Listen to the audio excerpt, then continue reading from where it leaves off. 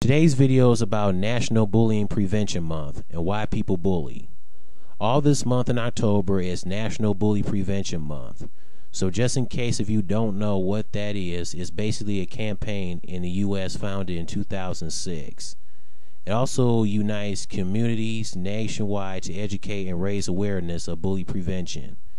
This campaign is probably going on this month because of the death of the late Amanda Todd and others who committed suicide due to bullying. Yes, it's already a year since Amanda's horrible death.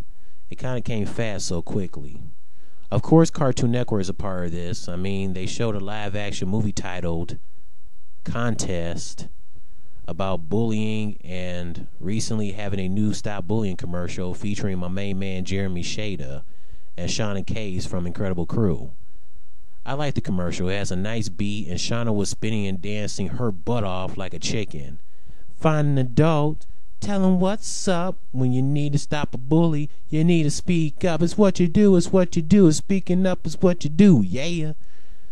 Although at the beginning, I don't know why they were buckled up in a car wearing karate outfits talking about don't use hot dogs to brush your teeth. Don't forget to put on pants and socks when going to school. I'm like, what does this stuff have to do with bullying? Maybe those two were trying to be funny, didn't get to the serious part. But this is also a Stop Bullying commercial. I think those two could have done it off screen. Now, we all know that there are going to be bullies that exist in elementary, middle school, high school, maybe sometimes in college.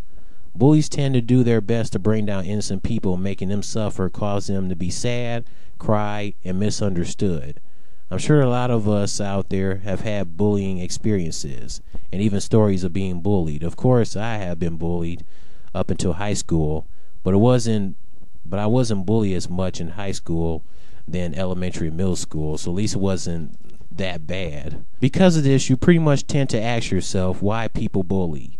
I can give you some reasons why bullies pick on people. 1.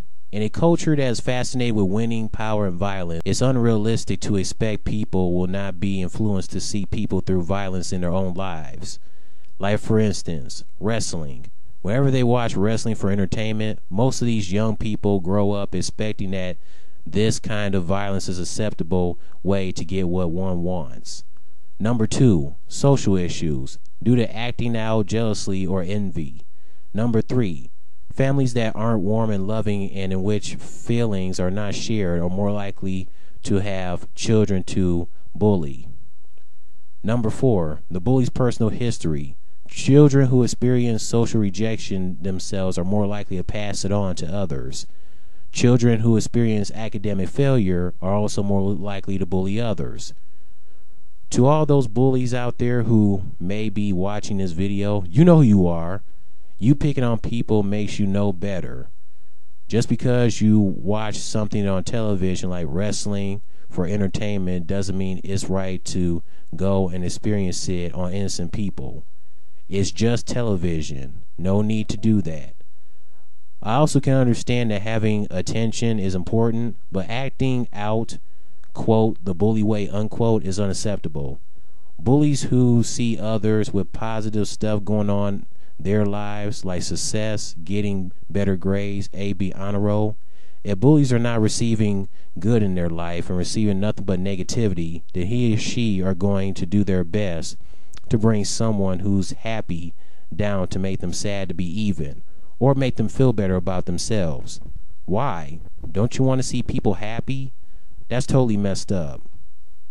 People can definitely become bullies when it comes to violence in the household, with parents arguing back and forth, and one of them may be violent towards one another, and the child, that can cause him or her to take it out on others at school to feel better or forget the violence in the household. Let's not forget that people can become bullies if their parents get a divorce, thinking that it's their fault. No one as a child wants to see their parents argue.